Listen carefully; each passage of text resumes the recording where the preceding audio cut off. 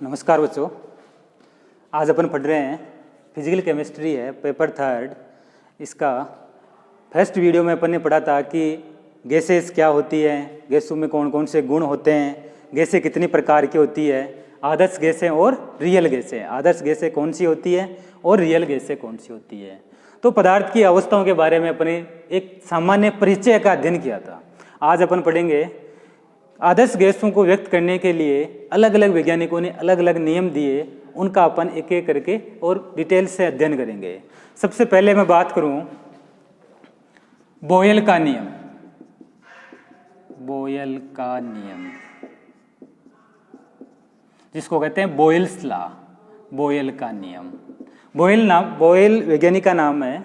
बोयल ने बताया कि एक निश्चित ताप पर, कांस्टेंट टेम्परेचर पर, एक निश्चित ताप पर किसी गैस का दाब उसके आयतन के व्युत्क्रमानुपाती होता है।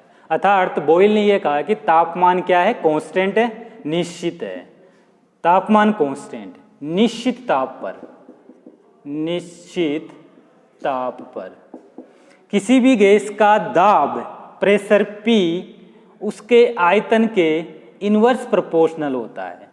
तो मैं बोलूं P समानुपाती 1/V, अर्थात निश्चित ताप पर गैस का दाब उसके आयतन के व्युत्क्रमानुपाती होता है। तो P समानुपाती 1/V आ गया। टेम्परेचर क्या है, कांस्टेंट है। अब इस समीकरण, जिसको मैंने समीकरण 1 दे दिया इसको, अब अपन क्या करें, अगर दाब और आयतन के मध्य आरेख खींचे, अपन आरेख बनाए, जैसे मान लो एक तरफ मैं ले लेता हूं दाब, प्रेशर P जिसको अपन P लिख रहे हैं, दूसरी तरफ आयतन जिसको अपन किससे डिनोट कर रहे हैं, V से कर रहे हैं। तो दाब और आयतन के मध्य आरेख और इनवर्स प्रोपोर्शनल है, इसलिए आरेख कैसा आएगा, परवलय ग्राफ प्राप्त होगा। इस प्रकार का आरेख प्राप्त होता है, जिसको बोलते हैं हाइपरबोलिक कर्व है। इसको बोलते हैं हाइपरबोलिक कर्व है। परवलय वक्र प्राप्त होता है, परवलय वक्र प्राप्त होता है। और इस प्रकार चूंकि टेम्परेचर क्या है, इसमें कांस्टेंट है, निश्चित है, इसलिए जो कर्व प्राप्त हुआ अपना दाब और आयतन के मध्य हाइपरबोलिक कर्व है, इसको समतापी वक्र भी कहते हैं। इसको कहते हैं आइसोथर्मल कर्व है, आइसोथर्मल कर्व भी कहते हैं, समतापी वक्र भी कहते हैं, क्योंकि टेम्परेचर कांस्टेंट है और निश्चित ताप पर दाब और आयतन के मध्य अपन आरेख बना रहे हैं, इसलिए इसका क्या नाम पड़ गया, समतापी वक्र, आइसोथर्मल कर्व है। तो आइसोथर्मल कर्व है किस नियम के अनुसार प्राप्त होता है, बोयल्स नियम के अनुसार। तो ये तो हुआ अपना पहला नियम, जिसको कहते हैं बोयल का नियम। क्लियर। अब बात करें अपन बोयल के बाद में दूसरा वैज्ञानिक आया जिसका नाम था चार्ल्स का नियम। चार्ल्स नामक वैज्ञानिक ने दिया, और चार्ल्स ने क्या बताया, चार्ल्स ने बताया कि यदि कोई गैस अपन जिस पात्र में ले रहे हैं और यदि उसका दाब कांस्टेंट कर दिया जाए, दाब को निश्चित कर दिया अपन ने, तो यदि किसी गैसों के लिए दाब अपन क्या कर रहे हैं, दूसरा नियम लिखूं मैं, चार्ल्स का नियम, चार्ल्स का नियम। और इस चार्ल्स नियम के अनुसार P प्रेशर, दाब कांस्टेंट है, दाब निश्चित है। एक निश्चित दाब पर, एक कांस्टेंट प्रेशर पर किसी गैस का आयतन उसके तापमान के समानुपाती होता है। अर्थात मैं ये कहूं कि P समानुपाती V समानुपाती T, निश्चित दाब पर गैस का आयतन उसके तापमान के समानुपाती होता है। तो ये नियम है चार्ल्स का नियम। चार्ल्स ने क्या किया, दाब को कांस्टेंट कर दिया और निश्चित दाब पर गैस का आयतन, जो वॉल्यूम है, जिस पात्र में भरी हुई है गैस, पात्र का आयतन हो गया गैस का आयतन, और कितने टेम्परेचर है उस टेम्परेचर के समानुपाती होता है। तो मान लो कि अलग अलग गैसें हैं, तो उनके लिए अलग अलग पात्र में भरी हुई है, तो अपन इसको ऐसे लिख सकते हैं, V1/V2 बराबर T1/T2, V1/V2 T1/T2 इजीली लिख सकते हैं। अब अपन क्या करें, यदि वॉल्यूम और टेम्परेचर के मध्य आरेख खींचें, तो अपन को ऐसा लगता है कि आरेख कैसा प्राप्त होगा, एक सरल रेखीय आरेख, क्योंकि डायरेक्ट प्रोपोर्शनल है तापमान के। तो वॉल्यूम और टेम्परेचर के मध्य जो आरेख होगा वो सरल रेखीय ग्राफ प्राप्त होता है, एक सिंपल रेखा। लेकिन इसमें एक प्रॉब्लम यह है कि वॉल्यूम और टेम्परेचर है तो तापमान के साथ आयतन में 1/273.15 मैं लिखूं कि मान लो वॉल्यूम है एक किसी तापमान T1 पे T पे, तो VT बराबर V0 प्लस T/273.15 V0 ये होता है। मतलब कि अपन ये कहें कि 1/273वां भाग होता है आयतन का, या तो इतनी की वृद्धि होगी आयतन में या इतनी की क्या होगी, कमी होगी। तो अपन ये कहें कि VT बराबर V0 प्लस T/273.15 V0। अब अपन क्या करें, आरेख बनाएं। अब आरेख कैसे खींचें, तो इसके लिए देखो समीकरण लिखे मैं कि VT बराबर V0 प्लस T/273.15 V0।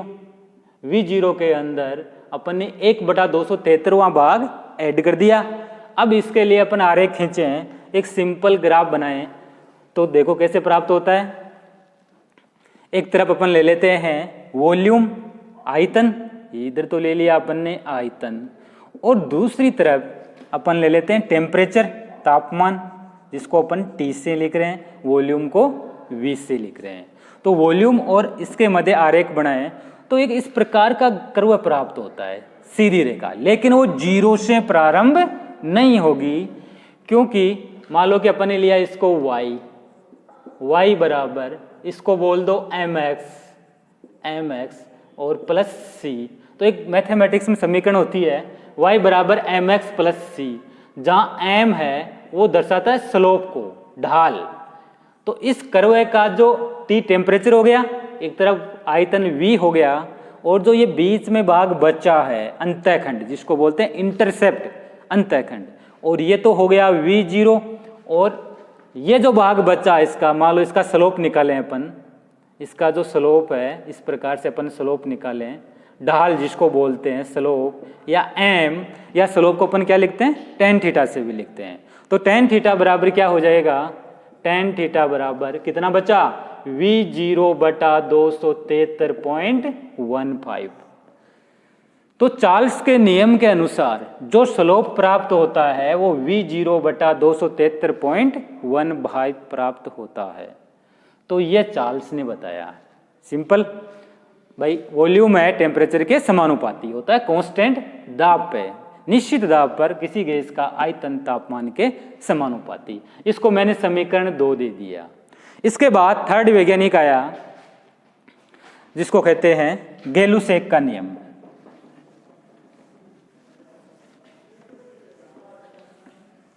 फिर अवोगाद्रो का नियम। ऐसे अलग अलग वैज्ञानिकों ने अपने अपने नियम दिए, और इन नियमों का प्रयोग करते हुए अपन एक संपूर्ण गैस समीकरण व्युत्पन्न करेंगे। तो जैसे मान लो मैं बात करूं कि अवोगाद्रो का नियम ले लेते हैं अपन, अवोगाद्रो का नियम। अवोगाद्रो ने बताया कि यदि दाब कांस्टेंट है, प्रेशर कांस्टेंट है, निश्चित कांस्टेंट है, गैसों के लिए प्रयुक्त किया गया दाब यदि कांस्टेंट है, निश्चित है, टेम्परेचर कांस्टेंट है, T बराबर कांस्टेंट, निश्चित ताप पर किसी गैस का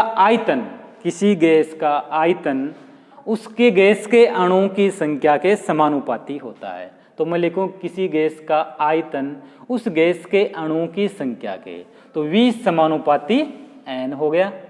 इसको मैंने समीकरण 1 दे दी। ये बात किसने की, अवोगाद्रो ने, जिसको अपन कहते हैं अवोगाद्रो का नियम। क्लियर।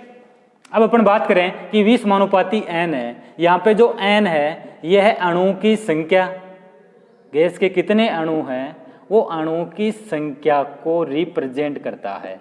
और अणुओं की संख्या को किस में लिखते हैं अपन, मोल में, कि कितने मोल अणु, गैस के 5 मोल गैस है, 6 मोल गैस के अणु है, तो उनको मोल्स में अपन लिखते हैं।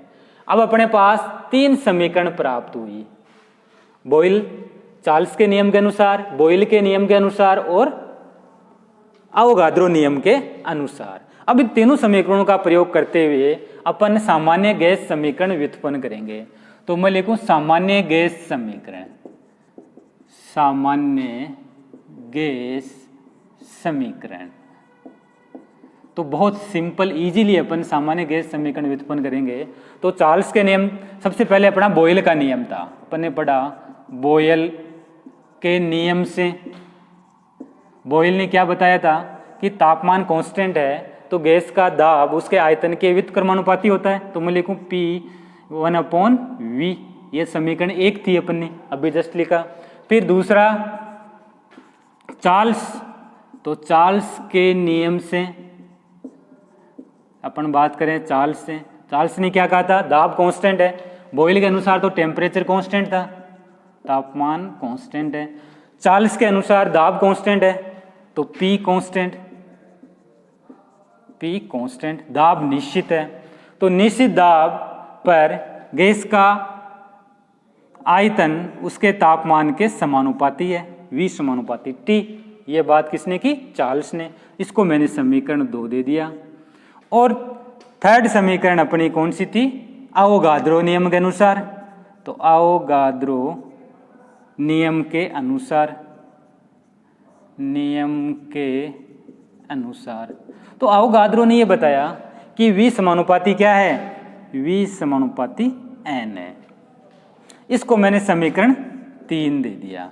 अब इन तीनों समीकरणों का उपयोग करते हुए अपन ये लिख सकते हैं कि P1/V के व्युत्क्रमानुपाती है और V के समानुपाती है T और V के समानुपाती है N। तो मैं इसको इस तीनों समीकरणों को समीकरण